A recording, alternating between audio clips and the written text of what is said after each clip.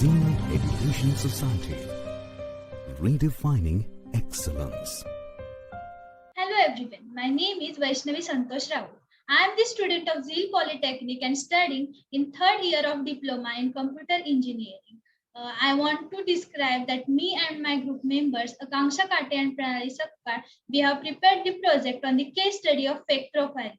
The case which we have studied in this project have taken place in Kolkata before 10 years ago in 2011. We have done this project under the guidance of Supriya Jagtap ma'am. Now moving forward, let's discuss about the project. I am going to talk about the fake profile and digital forensics. So firstly, I would like to talk about fake profiles. What is exactly a fake profile? A fake profile is a representation of a company, person, or an organization that does not truly exist.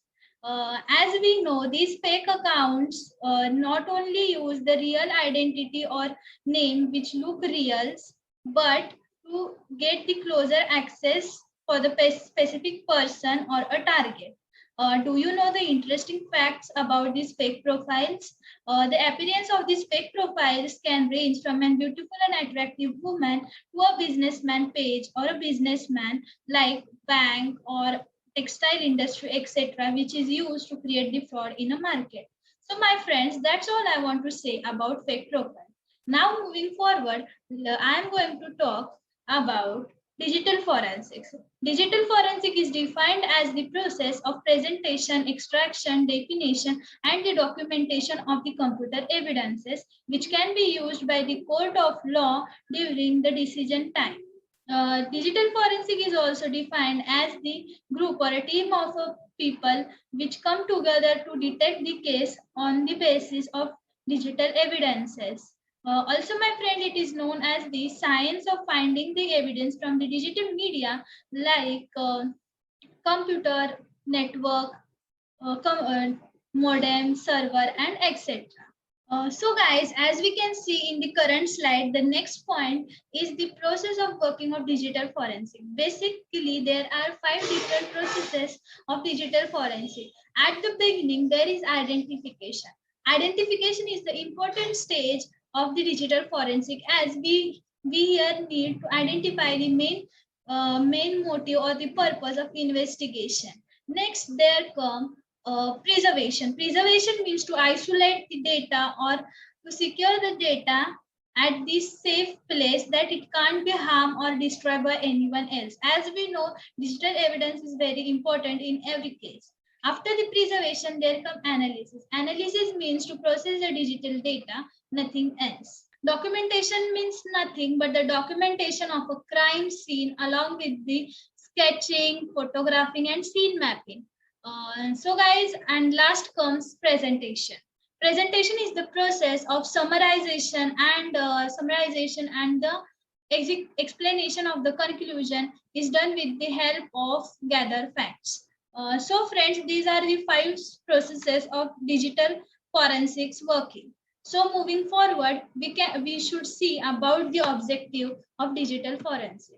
So the first and one of the most important objectives is it helps to recover, analysis, and to preserve the computer-related material in such a manner which helps the digital forensic team. Second is it helps to find the real motive of the criminal behind the crime. And the last, the designing procedure of the digital forensic team and the crime scene, which will ensure us that the evidences or the digital evidences which are found are not corrupted or not false. So friends, I should stop here. Thank you. Over to you, Pranali. Hello everyone, my name is Pranali Pramod Sakpal. Now we'll see what does digital evidence mean. Digital evidence means the information or valuable data stored on a computer or a mobile device. This was told by law enforcement organization as a part of a criminal investigation. Digital evidence is commonly related with e-crime, that is electronic crime, such as credit card fraud or child pornography. Another use of digital evidence is that the information stored or transmitted in binary form on a computer hard drive a mobile phone, or any other electronic devices can be used as digital evidences by the forensic responders in the law court. Now we'll see about the case study. The Kolkata court has convicted a 30-year-old man for creating a fake Facebook profile of a law student who was studying in a reputable law institute and was harassing and tarnishing her image. The judgment by the law came after almost 10 years of trials. This is one of the first cases recorded in Bengal on September 2011. At that time, social media was used to tarnish someone's image. When the victim, who was a resident of Jadavpur, asked for legal help, then this case was investigated by the digital forensics.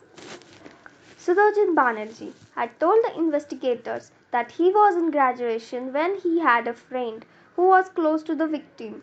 His friend told the investigators that the victim had hurt his sentiments and Banerjee was angry over his friend's mental condition. So Banerjee decided to teach the lesson to the victim. Now friends, we'll stop here. Over to you, Akanksha. Hello everyone, my name is Akanksha Amolkate and I am from third year of Diploma in Computer Engineering.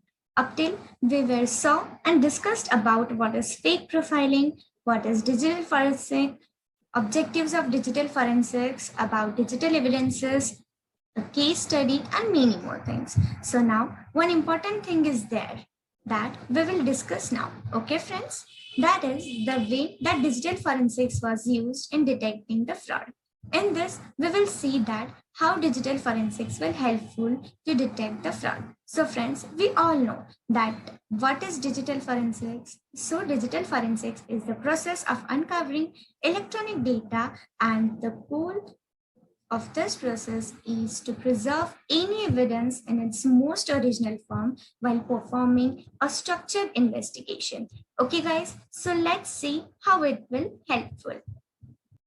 When investigation is going on, at that time the digital forensic investigator need the URL of that fake account. So they ask for authority to Facebook for URL. They also need login IP address URL. After that, the mobile number from which the fake account is created were traced. It was found that BSNL is a service provider who grant the IPs and then they sent requests to BSNL authority for login details. So BSNL authority sent the same. So from that, they found the details of subscriber. The cell phone, computer and internet though were used exclusively by the accused, found by the investigator. Hence, we came to know about how digital forensic is used. Now, we will move further. So friends, I know there is one question in your mind that where is digital evidence located? So wait a minute. We will now discuss about that also. Okay? Okay, so we all know that any type of fraud is done, then definitely some evidences were found somewhere.